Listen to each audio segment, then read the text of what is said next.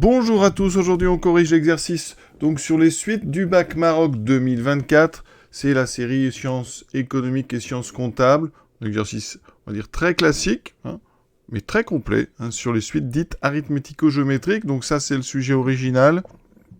J'ai retapé pour que ce soit un petit peu plus clair sur les indices.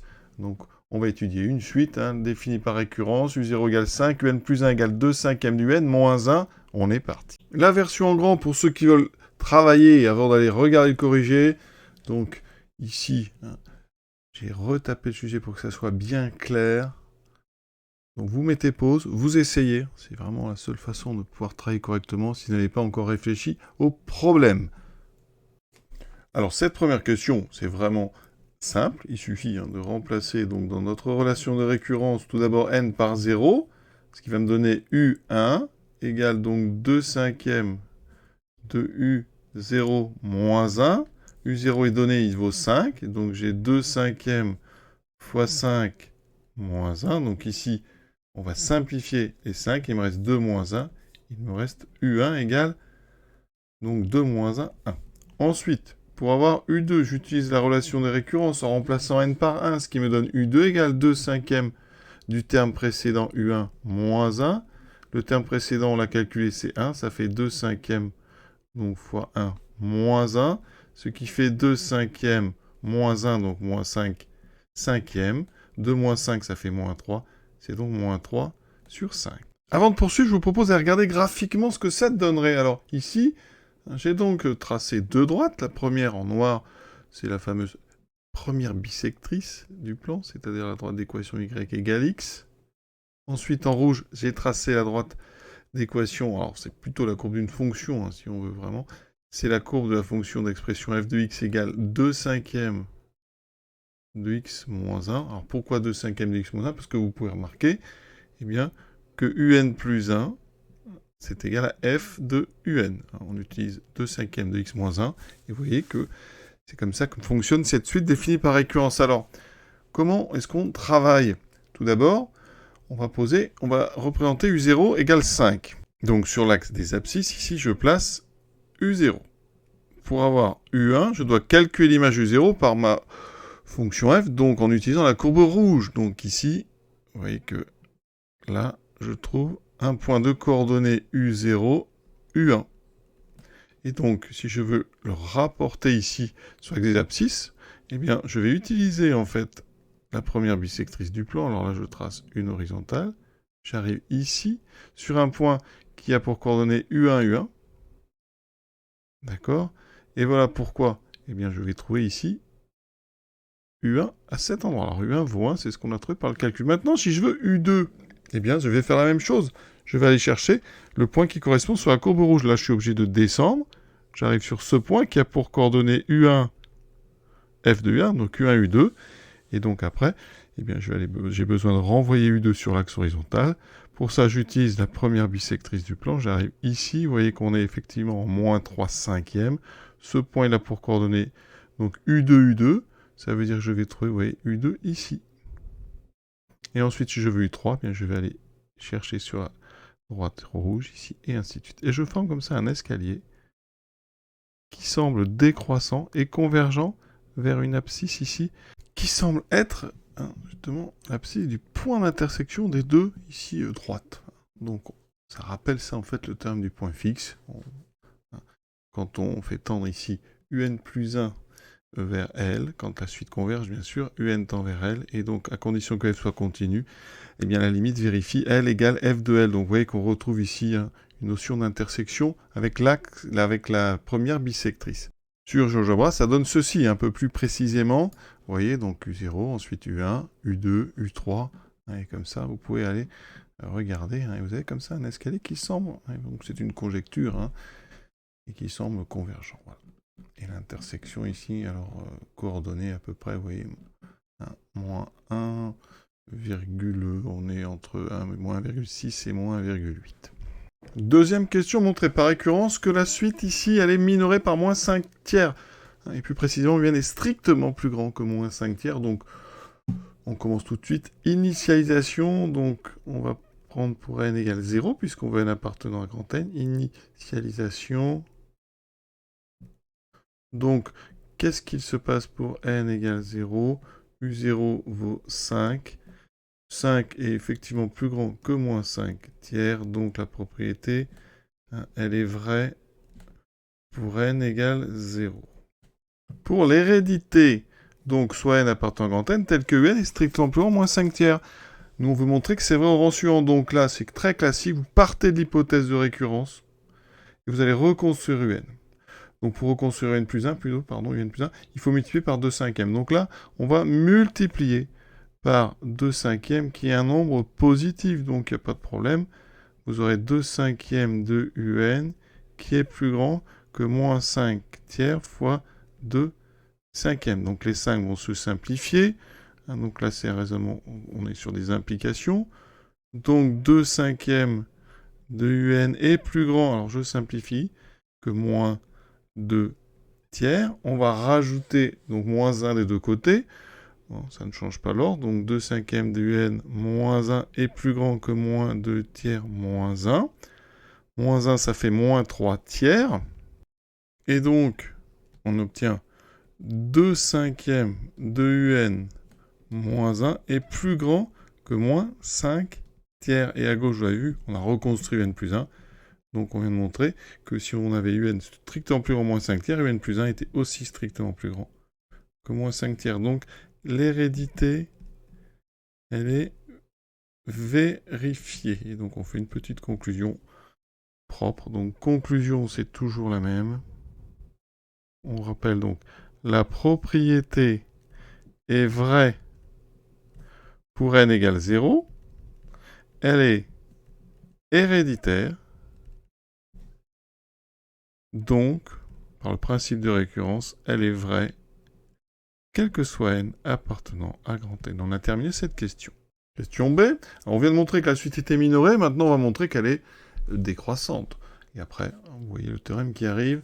Donc ici, on prend soit n appartenant à grand N, et on va calculer un plus 1 moins un.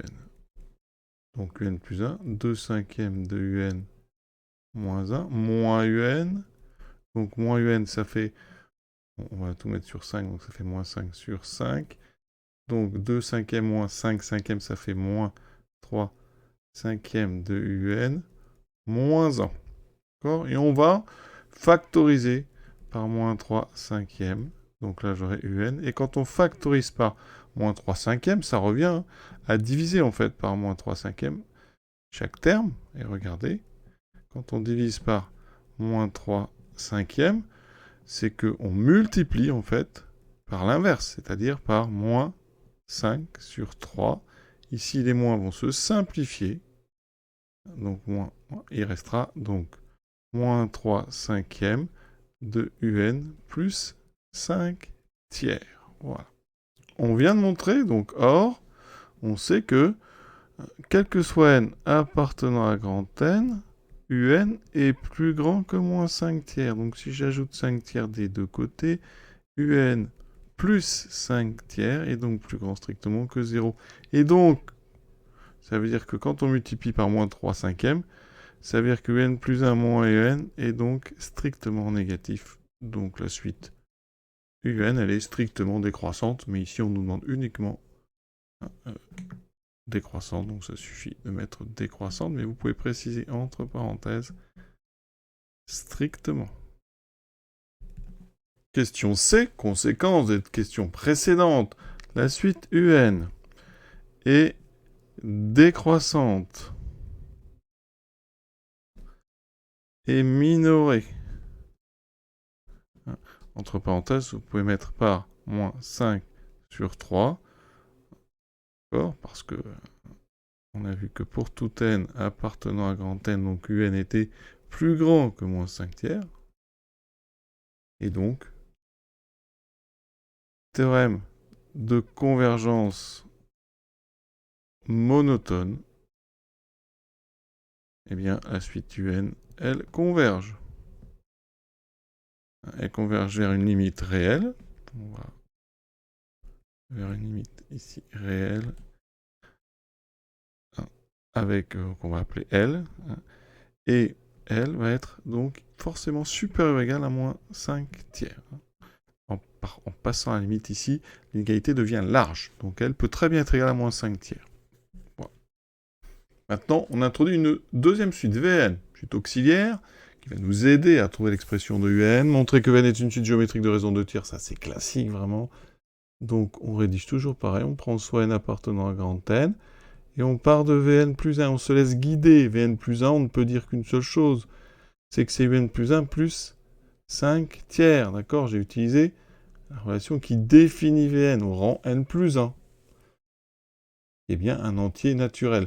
Ensuite, Un plus 1, je vais utiliser la relation qui caractérise Un plus 1, qui est donnée au début, 2Un moins 1. Donc ici, j'ai 2 cinquièmes de Un moins 1 plus 5 tiers. On va tout mettre sur 3. Ça me donne donc 2 cinquièmes de Un plus 2 tiers. Et maintenant, ici, on a Un. Il faut revenir, on veut montrer que Vn est géométrique, donc il faut réussir à montrer que Vn plus 1 peut s'écrire Q fois Vn. Donc je dois revenir ici à Vn, donc je dois me débarrasser de ce Un. Alors comment on fait? Très simple. On sait que Vn, c'est Un plus 5 tiers. Si je transforme, j'enlève 5 tiers des deux côtés. Vn moins 5 tiers est égal à Un. Donc ici, eh bien, je vais utiliser cette relation et je vais remplacer ici Un par Vn moins 5 tiers. J'obtiens donc 2 cinquièmes de Un, donc 2 cinquièmes de Vn moins 5 tiers, plus 2 tiers, je développe tranquillement, 2 cinquièmes de Vn, ensuite 2 cinquièmes fois moins 5 tiers, donc moins 2 cinquièmes fois 5 tiers, plus 2 tiers, ici il y a une simplification par 5, il me reste moins 2 tiers, plus 2 tiers, et donc ces deux termes-là, ils vont s'annuler. Alors je vais bien les mettre en évidence, mais vous voyez ceci, moins 2 tiers, plus 2 tiers. Donc, simplification, il me reste donc, on vient de montrer que, quel que soit n appartenant à grand N, puisque j'avais pris n quelconque antinaturel, Vn plus 1 est égal à 2 cinquièmes de Vn. Et ça, c'est caractéristique d'une suite géométrique de raison 2 cinquièmes. Donc Vn est géométrique de raison 2 cinquièmes. Maintenant, calculons V0. Alors, j'utilise la relation qui est en bleu. V0 est égal à U0 plus 5 tiers. U0 vaut 5. 5 plus 5 tiers. Ce qui fait, en mettant sur 3, 15 tiers plus 5 tiers, donc 20 tiers. Pour l'expression de Vn en fonction de n, ça c'est du court. Hein. On a une suite géométrique de raison 2 cinquièmes avec un premier terme 20 tiers. Ça veut dire que ici, pour n appartenant à grand N, Vn est donc égal à V0 fois, alors la raison, je vais l'appeler Q, donc fois Q puissance n, ce qui fait 20 tiers, multiplié par 2 cinquièmes à la puissance n. On peut écrire sans la multiplication, comme ceci. La question suivante est très simple, parce qu'on sait que, quel que soit n appartenant à grand N, on sait que Vn, c'est Un plus 5 tiers. Donc, on avait dit que Un, c'était Vn moins 5 tiers. Mais on connaît Vn, on vient de le trouver en fonction de n, donc ça nous fait 20 tiers fois 2 cinquièmes puissance n moins 5 tiers. La réponse est immédiate. Dernière question, limite. Donc, on a 2 cinquièmes puissance n, donc on va indiquer un 2 cinquièmes, c'est 0,4. C'est entre donc moins 1 et 1. D'accord, on sait même entre 0 et 1. Donc quand vous mettez à la puissance n, c'est décroissant et ça tend vers 0. Hein, limite de 2 cinquièmes puissance n, c'est égal à 0. Comme vous multipliez par 20 tiers, donc la limite de 20 tiers de 2 cinquièmes puissance n, c'est bien 0. On rajoute moins 5 tiers. Donc la limite, quand n tend vers plus l'infini de un, est égale à moins 5 tiers. On a terminé cet exercice. Alors regardez ce que j'avais donné graphiquement. La conjecture qu'on a faite, c'est que la limite tendait vers ici l'abscisse de l'intersection de nos deux droites. Alors quelle est cette intersection? la conjecture qu'on a faite, c'est que la limite tendait vers ici l'abscisse de l'intersection de nos deux droites. Alors, quelle est cette intersection? Eh bien, c'est la solution du système y égale x, y égale f de x. Hein. Et donc ici, ça veut dire qu'on va résoudre, on a y égale x, et f de x égale x. Donc on retrouve ce terme du point fixe, on va en parler juste après. Ici, mon système, c'est donc y égale x, et y égale 2/5 de x moins 1. La fonction f ici est une fonction affine, donc très simple. On résout donc y égale 2/5 de x moins 1. Donc on enlève 2/5 de x des deux côtés, ça me fait 3/5 de x égale moins 1. Et donc x égale moins 5 tiers. Vous voyez qu'on retrouve ce moins 5 tiers.